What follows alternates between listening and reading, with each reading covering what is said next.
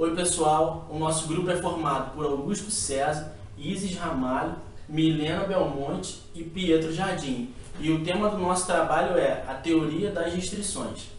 Nesse trabalho, nós vamos abordar um pouco dos conceitos da teoria das restrições, a aplicação dela no nosso cotidiano e vamos falar também sobre o livro A Meta, que teve total influência em tal teoria.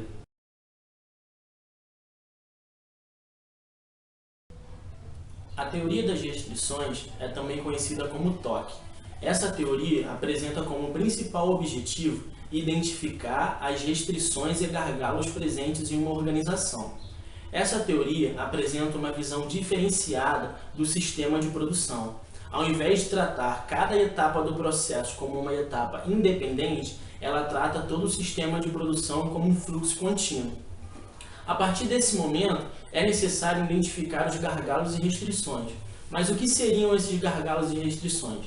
Bom, para entendermos, podemos comparar a restrição como uma corrente de metal que, se puxarmos dos dois lados, a intensidade da força será a mesma em ambos os elos. Porém, se existir um elo mais fraco, ele irá se romper. Então, é de grande importância identificar quais são os elos mais fracos dentro de uma empresa. Mas qual é um exemplo de um elo mais fraco? Podemos dar como exemplo um setor ou uma pessoa que recebe uma carga acima do que ela pode produzir ou contemplar. Só que como deve se tratar esses gargalos e restrições? Então, essa teoria nos diz 5 passos que devemos seguir para gerenciar essas restrições. O primeiro passo é identificar os gargalos. O segundo passo, explorar os gargalos ou restrições. O terceiro passo, devemos subordinar todas as outras etapas do processo em relação a essa restrição. Quarto passo, devemos elevar o nível dessas restrições. E por último, a partir do momento em que essa restrição foi eliminada, devemos voltar ao primeiro passo e fazer tudo novamente para eliminar a próxima restrição.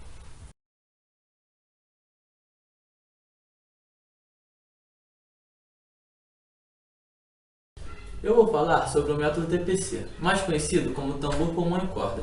Esse método consiste na teoria que o sistema deve ser programado de acordo com a restrição. A restrição é um elemento com menor capacidade produtiva do sistema, e assim é conhecido como gargalo. Segundo Goldratt, todo sistema deve ser subordinado ao elemento mais restritivo da produção, o gargalo. Devido todas as etapas estarem subordinadas ao gargalo, ele conduzirá o ritmo da produção, e por isso é conhecido como o tambor do sistema. Para proteger os sistemas de incertezas, o gargalo, devido ao fato de estar atuando em sua máxima capacidade, possui um estoque de materiais. Esse estoque é conhecido como pulmão. O pulmão deve ser gerenciado para que não seja insuficiente, podendo causar paralisação do sistema, e para que não seja excessivo, podendo gerar estoques indesejáveis. Outro fator importante é o momento para a liberação de materiais para a produção. Essa liberação é controlada pela corda. Ela controlará o ritmo do sistema, impedindo que ele fique acelerado ou retardado, e assim evita a geração de tempo ocioso.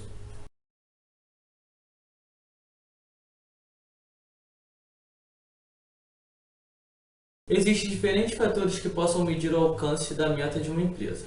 Quando uma empresa está totalmente focada, 3 são os fatores que podem calcular o seu sucesso.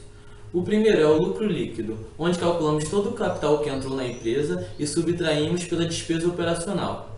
A despesa operacional é todo o dinheiro que a empresa gasta para transformar o inventário em ganho. O segundo fator é o retorno sobre o investimento, onde dividimos o lucro líquido pelo inventário. O inventário é todo o dinheiro investido na compra de matérias-primas e equipamentos para a produção. O retorno sobre o investimento demonstra o esforço necessário para o alcance em um determinado nível de lucro. O último fator é o fluxo de caixa. Esse considera a situação mínima que a empresa deve levar para continuar existindo. O livro trata da teoria das restrições e aborda os novos princípios globais da indústria, onde também relata uma fábrica que está com problemas tanto na gestão quanto na produção. A história dá início a partir do pedido 41.427, que estava com 3 semanas de atraso. A empresa já vinha tendo problemas com o prazo de entrega das suas encomendas. Já acostumados com essa situação, eles trabalhavam para apagar incêndios sem se preocupar em saber o real motivo que gerava essas complicações na produção. A situação ficou crítica quando o vice-presidente, Pete, vai até a divisão na qual Alex Rogo é gerente e lhe diz que ele tem 3 meses para reverter a situação na qual a fábrica se encontra, ou então ele fecharia a empresa. Diante disso, Rogo vê a necessidade de desenvolver uma nova forma de reger a empresa. Em uma viagem, Rogo encontra um antigo professor que lhe deu aula na faculdade. Esse professor questiona Rogo sobre os reais lucros da empresa, sobre a produtividade e sobre quais seriam as suas metas. Rogo se vê perdido, pois acreditava que estava gerenciando a sua empresa da melhor forma possível e o professor mostra que ele poderia estar errado. Rogo começou a se questionar e começou a abrir sua mente e enxergar sua empresa de outra forma. Rogo tinha uma tarefa difícil nas mãos. Estava se empenhando ao máximo para conseguir resolver todos os problemas. Ele passava mais tempo na empresa do que em casa.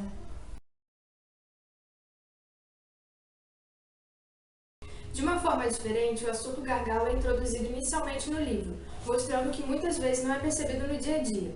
Os gargalos são mais comuns do que podemos imaginar, pois os mesmos são fatores que limitam a produtividade da empresa.